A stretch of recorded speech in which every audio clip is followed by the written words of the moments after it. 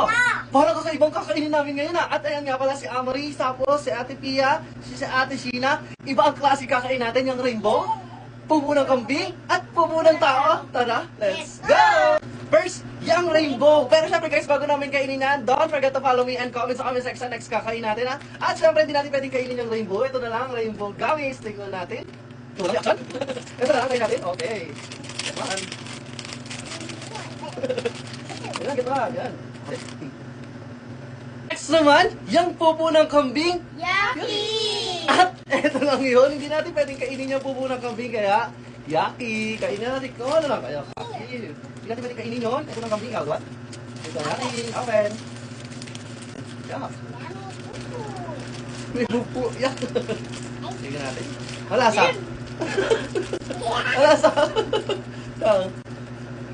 Magin. Akin naman.